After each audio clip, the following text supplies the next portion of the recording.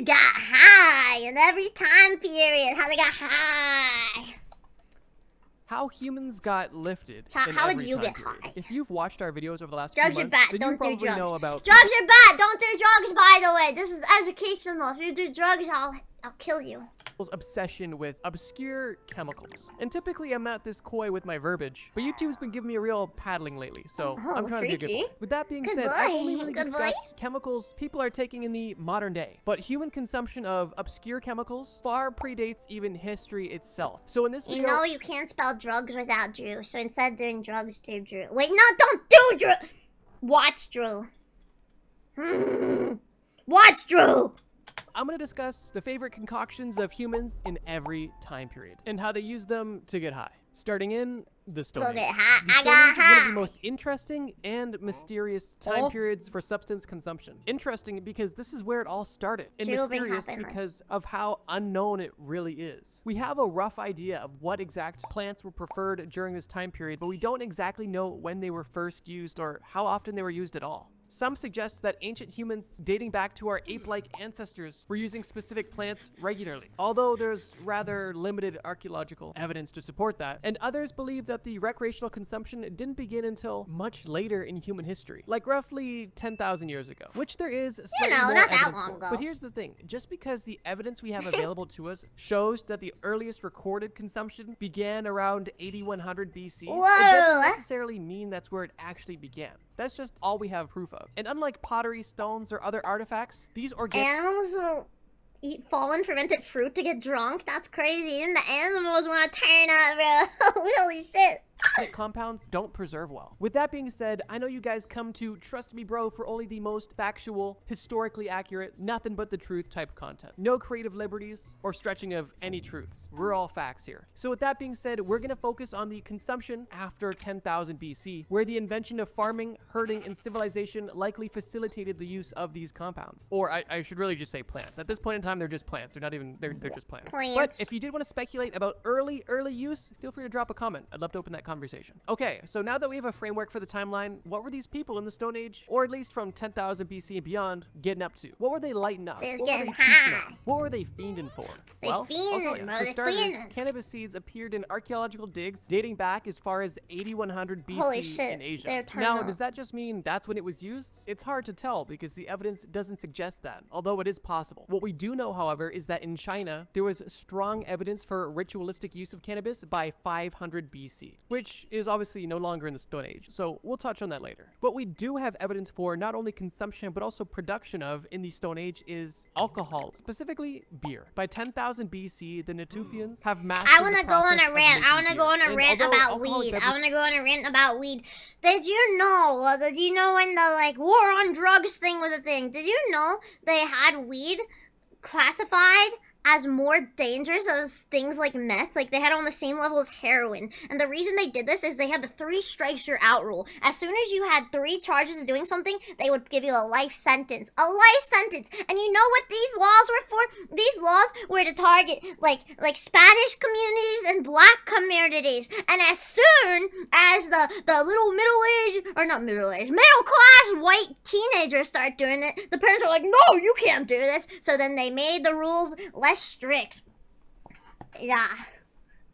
I'm not even gonna talk about the government and drugs and and certain communities. It's dark and icky, and never trust your government. They hate you. Beverages from this time period were significantly different than what we would consider to be modern-day beer. The resemblance was there. Beer from 12,000 years ago had a rather low alcohol content of only 2 to 4%, and often contained additives such as fruit or honey, and most oddly, varied in consistency, from a clear liquid to a soupy mixture with floating solids and even pastes. Just imagine that. Beer soup with honey and fruit. Interesting. Researchers also— I mean, certain drugs are influenced into certain communities. Yeah, I'm not even gonna talk about it. Yeah, we're not getting into that, but certain drugs were given to certain communities to keep them impoverished and bad, you know? suggests that there is a possibility that these people had also domesticated cereals, no, not the breakfast food, the actual grain category, for the specific purpose of brewing beer with them instead of eating them. As strange as this early beer sounded, it actually served a dual purpose. Was it yummy? Not only was it likely enjoyable for the people consuming it, but it also was a great alternative to water, as the alcohol in this soupy mess killed harmful bacteria that would have otherwise made these people sick. And this is going to be a trend throughout all of history, both brewing beer and also drinking alcohol to avoid dirty water. So while people in the Middle East were making beer, what was going on in North America? Another fun thing, how our world's messed up, do you know, in impoverished third world countries, I don't remember which ones, I just got facts, I don't know the full stories, I got the facts though, sorta. Coca-Cola is sold in impoverished third world countries, and it's easier to get than clean water. So they go, oh, you guys can't get clean water. You know what we're going to do about that? We're going to bring our gross capitalistic business down here. So this is all you can get. This is all you can drink. Go on, drink this disgusting Coca-Cola that's going to rot your insides. Ew! Well, actually, a lot of things. Some of the primary and favored plants during the Stone Age were tobacco and coca. These were, of course, discovered and used by indigenous Americans, who not only liked their stimulants, but also had a particular fascination with psychedelics as well. Some of the available natural selection of psychedelics include peyote, morning glory, datura, salvia, ayahuasca, and over 20 different species of magic mushroom. To me, it's no wonder that indigenous Americans were so spiritual. You could be on the prairies foraging for natural goods and come back with a basket full of 20 different types of psychedelic. Insane. One interesting tradition that the indigenous Americans had when it came to tobacco and some of these hallucinogens was nasal administration. Specifically, inhaling tobacco through your nose, which I can only assume must have hurt, but I guess to them it was enjoyable. They must know something we don't. One interesting piece of history is when the Spanish conquistadors visited the Mayan people, they were horrified by the Mayans' drug trips. You seem to be religious when you see God every evening. Hey, yo, what's up? What's up, bro? Devil's work. Which, if you know anything about Mayan history, I don't fully blame them for that, considering some of their traditions. For example, human sacrifices, skull towers, slaves made into skin suits. Stuff like that doesn't strike me as angelic, per se. But however you look at it, psychedelics were a major part of development and tradition for indigenous American people. The reason why people would use the thing with psychedelics, everyone's always like, oh, spiritual experiences, they learn more about the universe and stuff. Is it like, are you connecting closer to God? Like stuff we don't understand? Maybe it is real. Who are we to say it's not? But it feels so real to them, or is it just your brain tricking you? I don't know. Maybe I should do drugs, chat. No, I'm not gonna do drugs. Don't do drugs. Drugs are bad for you. I like a sane brain. For most of the same reasons that people do. I love God even without in this drugs. Day, people are looking to either ease pain, experience a pleasant sensation, made a loud connect with a grumbling higher noise, power, gods or lost loved ones, or simply provide them more energy to hunt, work, and endure Stone Age life. One popular Stone Age plant that was used to serve all of these purposes was the coca leaf. The coca leaf was readily available. At that point, they would spit out the leaves and do it all over again, with some people chewing the stuff all day long. Although the exact origins of specific usage isn't known, it is confirmed that some of the earliest traditions for mind-altering chemicals date back all the way to at least 10,000 BC, and some fan favorites include tobacco, coca leaves, and a bundle of psychedelics. What are coca leaves? And you can't forget beer soup. The Bronze Age. The Bronze Age is really exciting because we have a lot more facts and a much larger variety of substances to cover. The plants we discovered in the Stone Age are still around, but we now have some new discoveries as well. One of the biggest and most impactful is opium. The opium poppy was first cultivated in Southwest Asia and is one of the oldest medicinal plants in recorded history. The first mention of the opium poppy was found on Sumerian clay tablets from about 3000 BC, near the very beginning of the Bronze Age. These tablets were found at the spiritual center of the Sumerians, located just south of Baghdad, and appear to describe the cultivation of the opium poppy, including the collection of the poppy juice in the early morning, as well as the production of opium itself. The Sumerians literally named opium gil, or happiness, a term that is still applied to opium in certain cultures today. Pretty crazy how long this stuff has been around and how influential it was. Isn't that really bad one for of the you? most influential plants on this list. Besides opium, archaeologists also discovered well-preserved Were drugs back in the day not bad for you? Are drugs only bad for us now because all the chemicals and like gross stuff people do to it? Because all this is like plants and stuff.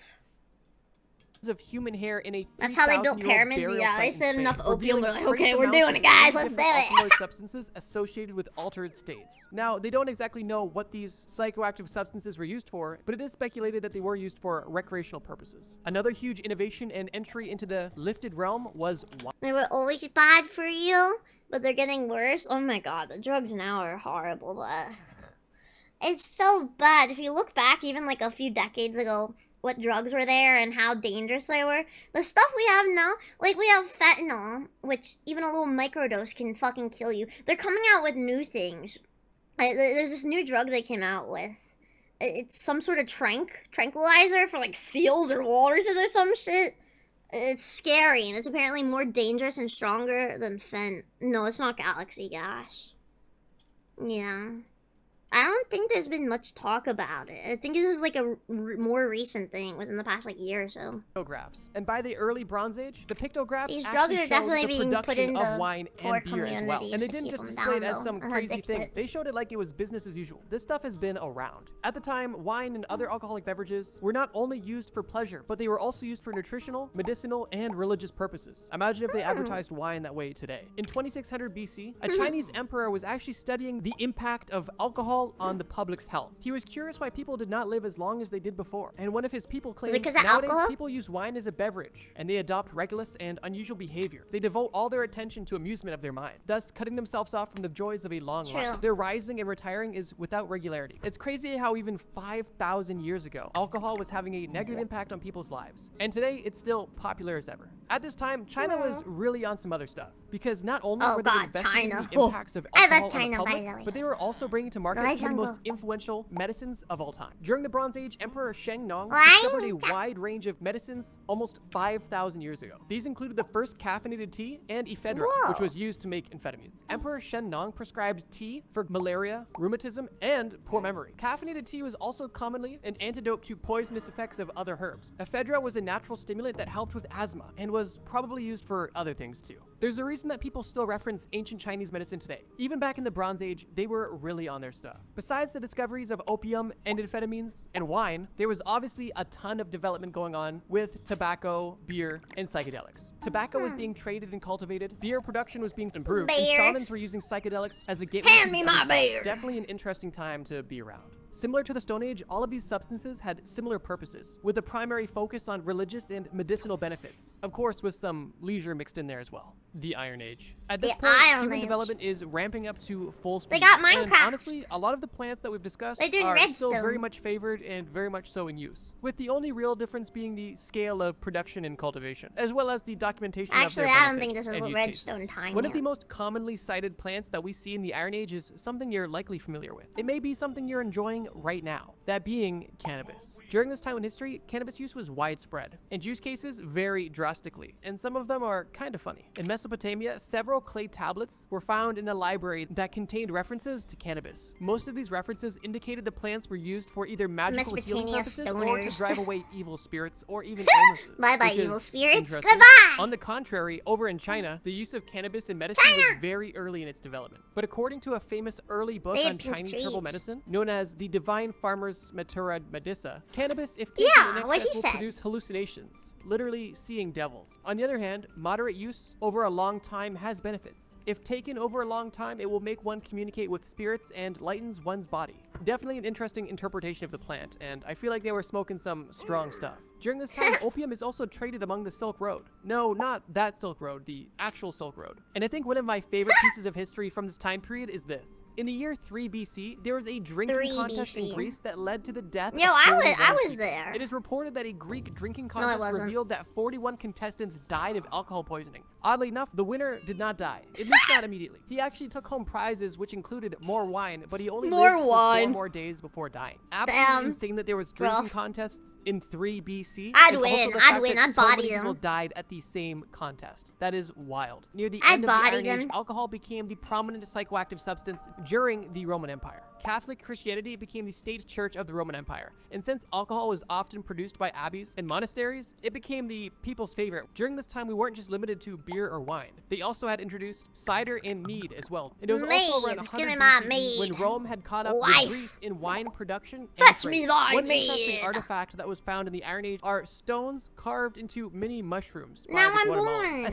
to be associated with the 9 lords of the night and gods of the underworld. One study of these miniature sculptures suggests that these stones may have been used to grind up the mushrooms to prepare them for ceremonial consumption, which is cool, but it's also crazy that they also depicted 9 lords of an underworld on their mushroom carving. They must have been seeing some stuff. It was also at this time when Plato argued that alcohol is a good test of someone's character. Plato argued that drinking with someone is the simplest, fastest, and most reliable way to test someone's character. Is that true? This is because wine stimulates the emotion, including desires or pleasures of questionable moral worth. So if you want to get to know someone else's character, or even your own character, according to Plato, get drunk. Interestingly, in Asia, the Persian king advised his army to take advantage of their opponent's lack of experience of alcohol to defeat them, and literally used feast and alcohol as a military strategy. The idea was if the Persians were able to provide their enemies with large, generous portions of lamb and large amounts of wine in which they had no experience with, they would become so infatuated with the feast and compelling feeling of this drink that they would be too distracted to even compete with the Persians in accomplishing great things. Did it work? Definitely an interesting strategy. Chewing coca leaves was still popular as ever in the Iron Age, and they even discovered multiple ceramic figures depicting characters chewing coca leaves from 500 BC. So if you wanted to know how people Wait, do you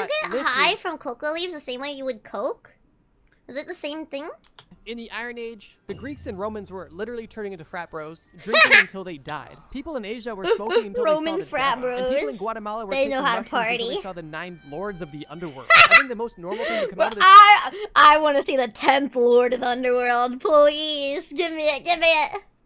time period and their psychoactive substances is Plato's analysis on alcohol. It definitely was a funny time. The medieval era.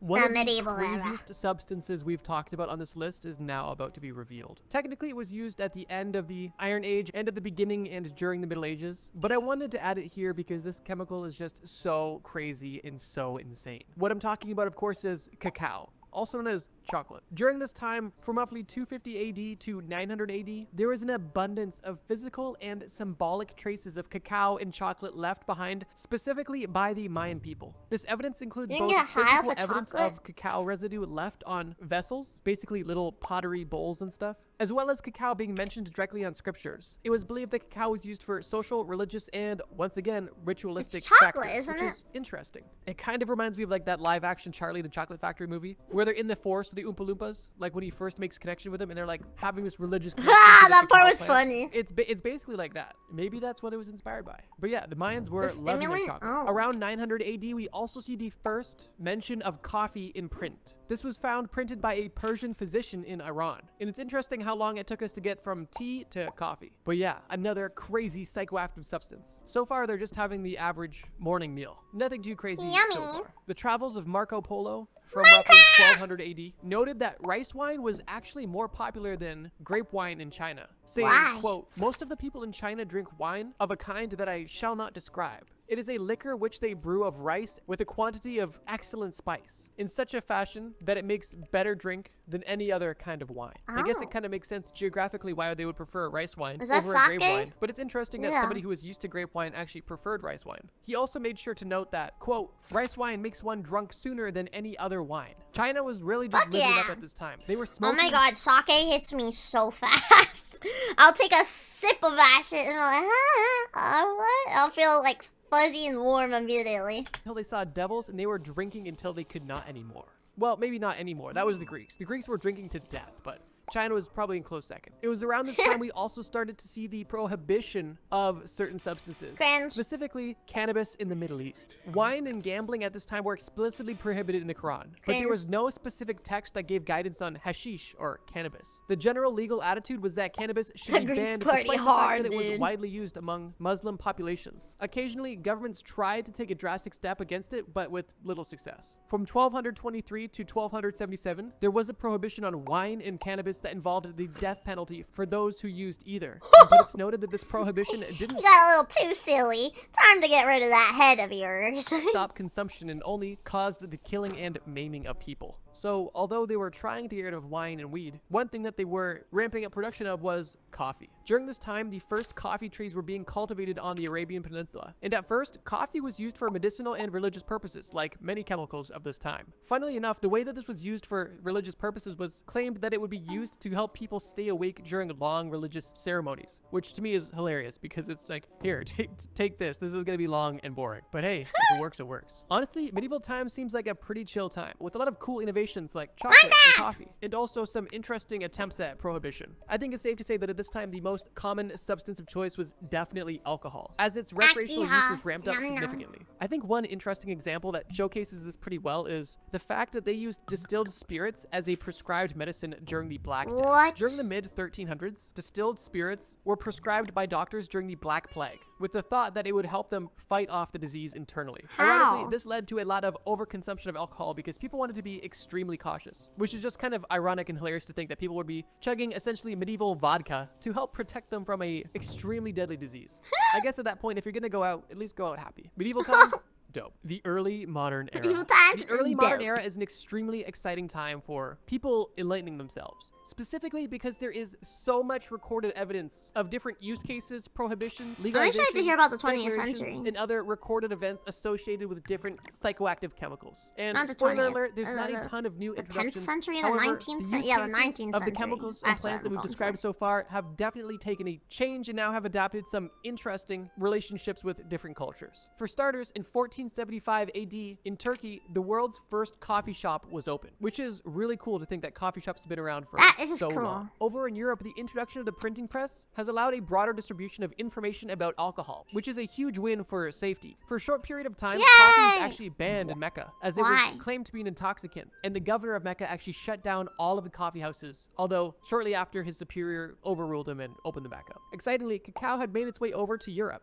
first at Spain and then the rest of Europe. The first official voyage It's of weird that cacao they're talking about chocolate as if it's a drug and we casually just sell that stuff in the store because it tastes yummy. got delivered from modern-day Mexico to modern-day Spain Yummy. in 1585, and at the Yummy time, gums. cacao was served as a drink. Also at this time, smoking was introduced to the Europeans from indigenous Americans. Initially, Spanish friars in the Caribbean and Mexico believed that tobacco was the devil's weed, and the traditional indigenous smoking of it was sinful. However, French and English voyagers took note of the practice of smoking tobacco and brought the idea back home to Europe, where it quickly spread across Europe, Middle East, Africa, and Asia. It's almost hard to imagine Europe without tobacco at this point. Shortly after the popularization of tobacco, once again, during the plague, physicians were recommending tobacco as a disinfectant. What? And even stated that people who Like, I'll smoked get them tobacco lung regularly cancer. had lower rates of infection. And one of the funniest things is that Pope You know about sugar rush, right? Yeah, you get like a little sugar high. You're like, wow! Oh my god. I guess it is a drug. It makes you go crazy, but doesn't last long and you drop.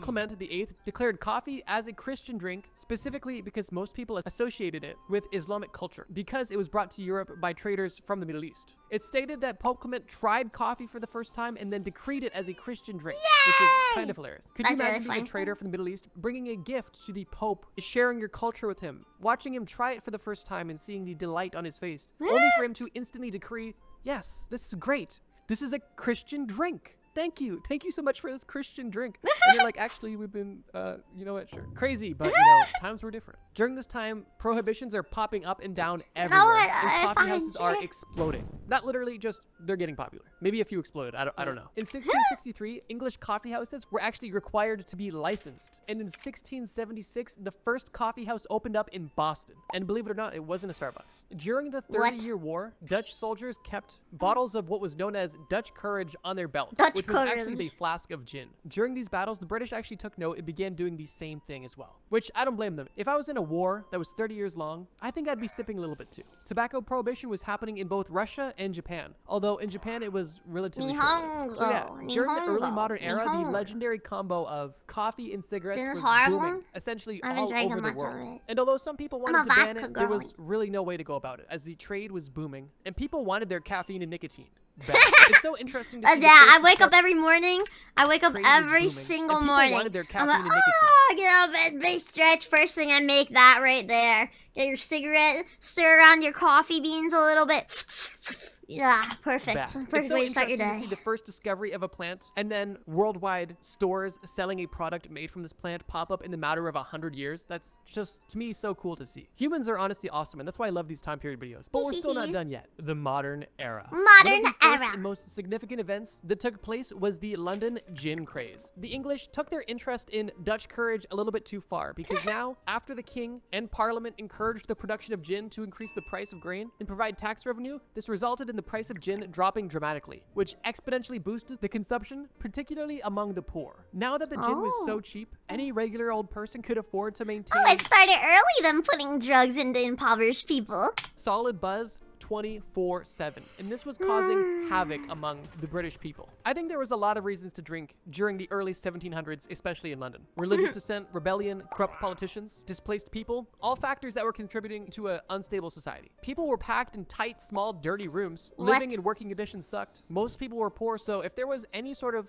joy or escape that you could afford, why wouldn't you? The upper class blamed the production of gin for all of the issues that British society was having, but realistically, the consumption of gin was only because of how low the quality of life was at this time. The government did eventually begin to control the gin craze through a series of what was known as gin acts. That was a pretty crazy start to the modern era. In 1832, a French chemist we're getting into the 1800s. Codeine, which is a alkaloid of the naturally occurring opium that at this point has been used for hundreds of years. Codeine is still widely used today, and in modern times is synthesized from morphine through a chemical process. Moving over to China, Emperor Yang Cheng prohibited the sale of opium for smoking. It was still legal to use medicinally, but if you were using it recreationally, you were killed. Although this didn't really have an impact on any of the trade routes or consumption because officials were for the most part corrupt, and the demand and supply chain was stronger than the government could keep up with. A separate French Codeine's a high-strength painkiller, very addictive. I feel like it'd be addictive because you're like, oh, I feel no pain. And then when you come back down off of it, all the pain you feel is going to be so much more intense because you're used to feeling nothing.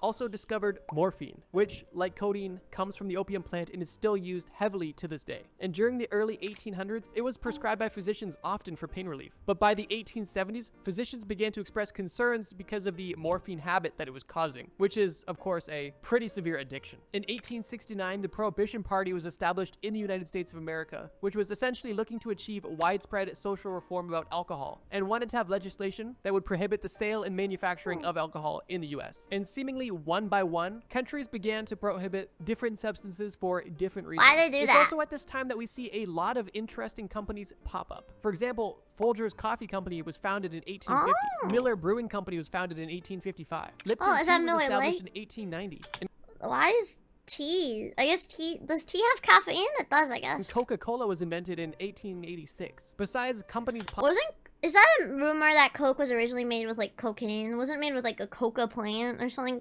Like, was it the same stuff you'd get silly from? Also see a lot of drugs popping up. We saw amphetamines being introduced. We saw LSD synthesized in the late 1930s. We saw oxycodone synthesized in the 1910s. And in the 1940s, people in Japan got their first taste of meth. I wonder where they got it from. What were Japan and Germany up to in the 1940s?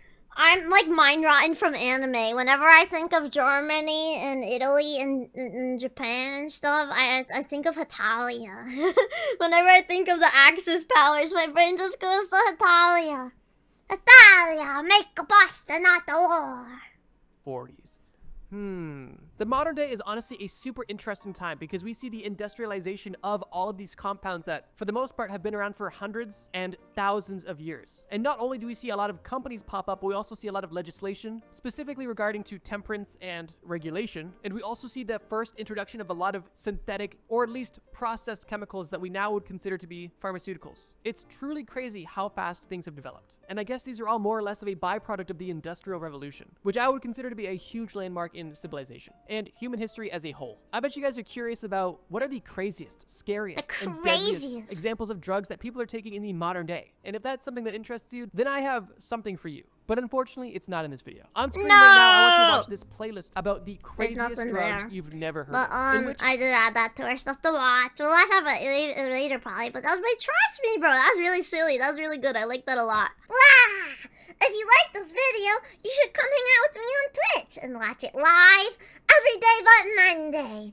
Up there, see that? Click that. Click that. That'll bring you there. Click it. I'll see you there. Thank you. Mwah. And if you didn't click it, I'll get you next time. Wow.